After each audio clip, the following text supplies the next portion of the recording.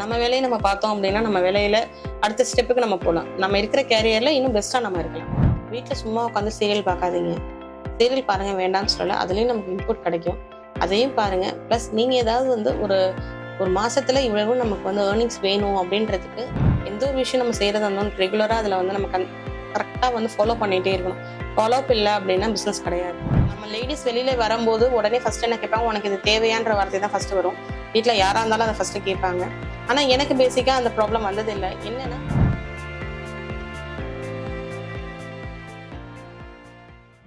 வாழ்த்துக்கள் மேம். உங்களை பத்தி நம்ம நேயர்கள் கூட ஷேர் பண்ணிக்கோங்க. என் பேர் கௌரி வெற்றிச்செல்வன். நான் 2 நிறுவனம் நடத்திட்டு இருக்கேன். என்னென்னா ஸ்ரீலக்ஷ்மி ஃபார்மசூட்டிகல்ஸ், அது மொத்த வியாபாரம். இன்னொன்று ஸ்ரீஎல்பிடி ஈவெண்ட் மீடியா. இது பார்த்தீங்கன்னா எக்ஸ்போ, லைஃப் ஸ்டைல் எக்ஸ்போ பண்ணுறோம். அதில் பில்ட் எக்ஸ்போ பண்ணுறோம், அக்ரி எக்ஸ்போ, அது மாதிரி எல்லா டைப் ஆஃப் எக்ஸ்போஸும் நாங்கள் பண்ணிட்டு இருக்கோம். நெக்ஸ்ட் ஒரு பிச்சை ஃபவுண்டேஷன் சொல்லிட்டு ஒரு ஃபவுண்டேஷன் ஆர்கனைசேஷன் வச்சிருக்கோம். அது பார்த்தீங்கன்னா கேன்சர் அஃபெக்டட் பீப்புள்ஸ்க்கு ஹெல்ப் பண்ணுற கேன்சர் ஃபவுண்டேஷன். அதில் பார்த்தீங்கன்னா ஆல்மோஸ்ட் இது வரைக்கும் தெரப்பி பார்த்தீங்கன்னா ஒரு 230 பேருக்கு போல கீமோதெரப்பி பண்ணியிருக்கோம். ஒரு 150 பேர் போல அவங்களோட ஃபுட்டு, க்ராசரிஸ், அவங்க ஃபேமிலிக்கு தேவையான ப்ரொவிஷன்ஸ் எல்லாம் கொடுத்துருக்கோம். தீபாவளி தென் பொங்கல் வரும்போது அவங்களுக்கு தேவையான நீடட் ட்ரெஸ்ஸஸ் ப்ளஸ் அவங்களுக்கு தேவையான மெடிசன் சப்போர்ட் எங்களோட ட்ரஸ்டீஸ் மூலியமாக நாங்கள் பண்ணிட்டு இருக்கோம். இப்போ நீங்க சொல்றீங்க ஒரு ஃபார்மா டிஸ்ட்ரிபியூட்டரா இருக்கீங்க, அப்புறம் எக்ஸ்போஸ் நிறைய கண்டக்ட் பண்ணிட்டு இருக்கீங்க. ஸோ இதுக்கெல்லாம் மத்தியில ஒரு கேன்சர் ஃபவுண்டேஷன் வச்சு நடத்திட்டு இருக்கீங்க இல்லையா? ஃபர்ஸ்ட் இந்த எண்ணம் எப்படி மேம் உங்களுக்கு தோன்றுனுச்சு? கேன்சர் ஃபவுண்டேஷன் வச்சிருக்கிற எண்ணம் எப்படி தோன்றுச்சுன்னா, என்னுடைய கணவர் வெற்றிச்செல்வன், அவருடைய அப்பா பார்த்தீங்கன்னா ஆல்மோஸ்ட் ஒரு 2 வருஷம் போல பிளட் கேன்சர்னால ரொம்ப அஃபெக்ட் ஆகி ரொம்ப சஃபர் ஆகி இருந்தாங்க. அப்போ அவருக்கு அந்த இது நம்ம பண்ணணும், சம்திங் ஏதாவது கேன்சர் பேஷண்ட்ஸ் பண்ணணுன்றது அவருக்கு ரொம்ப நாளாக இருந்துகிட்டே இருந்தது. என்கிட்ட சொல்லும் போது ஓகே பார்க்கலாம் அப்படின்ற ஒரு மைண்ட் செட் தான் இருந்துட்டு இருந்தது. ஃபர்தராக அதுக்கப்புறம் நாங்கள் என்ன பண்ணோம் அப்படின்னா, ஆக்சுவலாக ஒரு பேஷண்ட்டை நாங்கள் மீட் பண்ணோம்.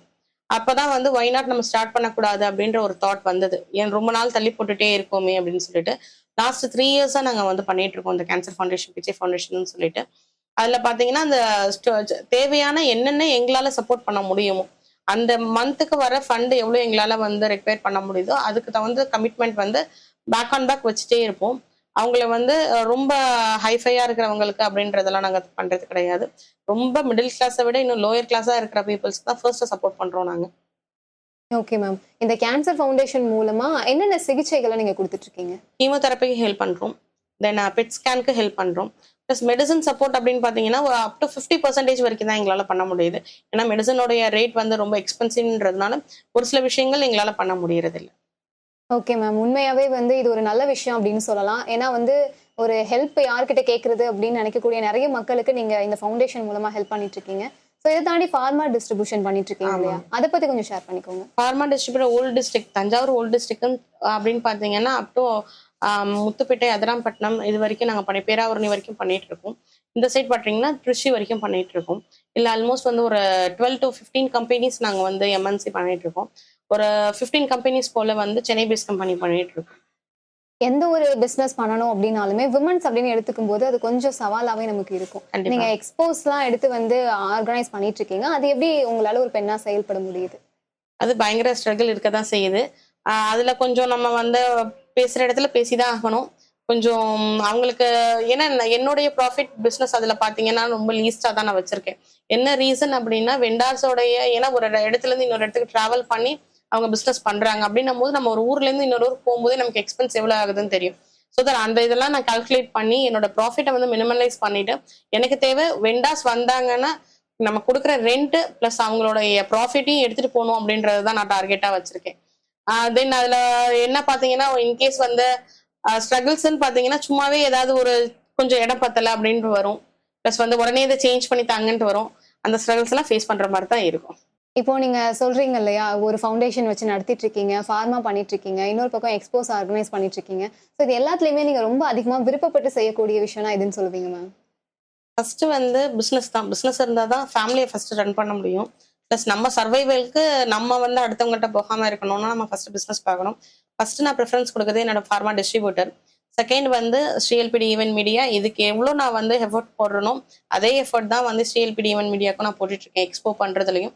ஏன்னா அது இருந்தால் தான் நான் சர்வீஸ் பண்ண முடியும். ஸோ தட் எல்லாத்துக்குமே ஈக்குவல் ஷேரிங்கே என்னோட டைம் ஸ்பெண்ட் பண்ணிட்டு தான் இருக்கேன். Okay ma'am.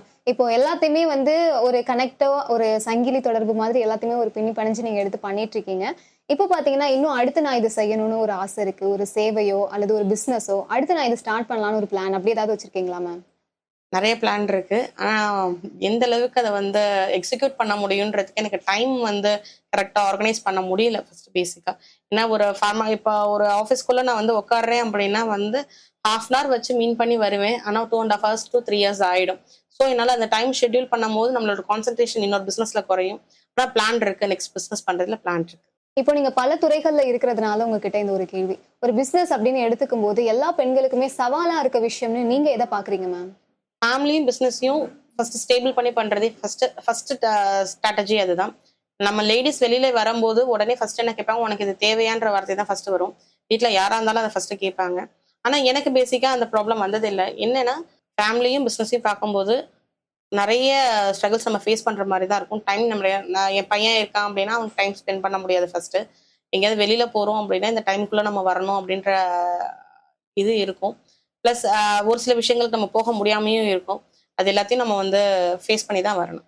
Okay ma'am. இப்போ வந்து நம்ம பெண்களுக்காக ஃபுல்லாவே சப்போர்ட் பண்ணி பேசிட்டு இருக்கோம் இல்லையா? இதுக்கெல்லாம் மத்தியில பெண்கள் சில தவறுகள் செய்றாங்க. பெண்கள் இதெல்லாம் மாத்திட்டா நல்லா இருக்கும் அப்படின்னு உங்களுடைய பார்வையில எத சொல்லுவீங்க? காசிப்ஸ் பேசுறத நிப்பாட்டினா நல்லாருக்கும். நம்ம வேலைய நம்ம பார்த்தோம் அப்படின்னா, நம்ம வேலையில அடுத்த ஸ்டெப்புக்கு நம்ம போலாம். நம்ம இருக்கிற கேரியர்ல இன்னும் பெஸ்ட்டா நம்ம இருக்கலாம். காசிப்ஸ் பேசி அடுத்தவங்க என்ன பண்றாங்க, இவங்க என்ன பண்றாங்கன்றத பார்த்துட்டு, இல்ல இவங்க எதனால இப்படி வந்தாங்கன்றத நம்ம போயிட்டு சர்ச் பண்றது நம்மளோட ஒர்க் இல்ல. நம்ம என்ன பண்றோம்ன்றத பெர்ஃபெக்ட்டா செஞ்சோம்னாலே நம்மளால நெக்ஸ்ட் ஸ்டெப் வர முடியும். Okay ma'am. இப்ப நீங்களுமே வந்து ஒரு 3 துறைகள்ல இருக்கிறதுனால நெறைய சவால்கள நீங்களுமே சந்திச்சிருப்பீங்க. எல்லாத்தையுமே கிராஸ் பண்ணி தான் வந்துட்டு இருக்கீங்க. ஸோ உங்கள வந்து நம்ம எவ்ளோ சவால் வந்தாலும், எவ்ளோ கேள்விகள் வந்தாலும், என்ன அடுத்தடுத்த கட்டம் நோக்கி இதுதான் அழைச்சிட்டு போகுது அப்படின்னு எத சொல்லுவீங்க மேம்? என் ஹஸ்பண்ட் தான் ஃபர்ஸ்ட் பேக் போன் எனக்கு. ஆ ஒரு லேடியா வந்து ஃபர்ஸ்ட் நீ இரு, நீ பார்த்துக்கோ அப்படின்னு சொல்றது வந்து ஒரு பேக்ல இருந்து சப்போர்ட் பண்றது அப்படின்றது ஒரு பெரிய விஷயம் தான். எல்லா ஜென்ஸும் பண்ணுவாங்களா அப்படின்றது எனக்கு தெரியல. என் ஹஸ்பண்ட் இன்னை வரைக்கும் எனக்கு சப்போர்ட் பண்ணது. ஃபியூச்சர்ல இன்னும் சப்போர்ட் பண்ணுவாங்க. Okay ma'am. இப்போ எந்த ஒரு பிசினஸ ஸ்டார்ட் பண்ண போறோம், அதுவும் வுமன்ஸ் அப்படின்னு எடுத்துக்கும்போது, ஸ்டார்ட் பண்ணும்போதே நமக்கு வந்து நெறைய கேள்விகள் வரும். நீங்களே சொன்ன மாதிரி ஃபேமிலிலே வந்து இது உனக்கு வேணுமா? இது பண்ணணுமா? அப்படின்னு கேட்பாங்க. உங்களுடைய ஃபேமிலி சப்போர்ட் எப்படி இருந்துச்சு? இப்போ எப்படி இருக்கு? ஃபேமிலி சப்போர்ட் அப்படின்றத நான் பெருசா எதிர்பார்க்கறது இல்ல. என்னால முடிஞ்ச வரைக்கும் அவங்களுக்கு என்ன பண்ணணுமோ நான் பண்ணி வச்சுடுவேன். ஸோ தட் கொஸ்டின்ஸ் ரைஸ் ஆகுறது இருக்க தான் செய்யும். இன்லாஸ் இருக்கும்போது எல்லா விஷயங்களும் எல்லாத்தையும் நம்ம டேக்கிள் பண்ணி தான் வரணும். அதுக்கு ஆன்சர் கிடையாது. எண்ட்லெஸ் இன்னைக்கு இல்ல, இன்னும் ஃபியூச்சர்ல எவ்வளோ நாள் ஆனாலும் லேடீஸ பொறுத்தவரையிலும் நம்ம இந்த ஸ்ட்ரகிள்ஸ் ஃபேஸ் பண்ற மாரி தான் இருக்கும். Okay ma'am. இப்போ வந்து உங்கள மாதிரியோ, இல்லன்னா வேற ஏதோ ஒரு பிசினஸோ, ஏதாவது ஒரு பிசினஸ் பண்ணணும் அப்படின்னு நெனைக்கிறவங்களுக்கு, நீங்க என்ன ஆலோசனைகள் சொல்ல நெனைக்கிறீங்க? ஃபர்ஸ்ட் கன்சிஸ்டன்சியா இருக்கணும் மேம். எந்த ஒரு விஷயம் நம்ம செய்யறதா இருந்தாலும் ரெகுலரா அதுல வந்து நம்ம கரெக்டா வந்து ஃபாலோ பண்ணிட்டே இருக்கணும். ஃபாலோ அப் இல்ல அப்படின்னா பிசினஸ் கிடையாது. ஸோ ஃபாலோ பண்றதுக்கு நம்ம டைம் ஸ்பெண்ட் பண்ணி தான் ஆகணும். அப்பதான் நம்ம பிசினஸ்ல சக்சஸ் ஆக முடியும். நீங்க வந்து ஒரு ஃபவுண்டேஷன் வச்சிருக்கீங்க. ஃபார்மா டிஸ்ட்ரிபியூட் பண்ணிட்டு இருக்கீங்க. எக்ஸ்போஸும் ஆர்கனைஸ் பண்றீங்க. ஸோ இது எல்லாமே பண்றீங்க. இதுல ஏதாவது நேயர்கள் சப்போஸ் உங்கள தொடர்பு கொள்ளணும் அப்படின்னு நெனைச்சாங்கன்னா, எப்படி தொடர்பு கொள்றது மேம்? நான் நம்பர் தரேன். அதுல கால் பண்ணுங்க.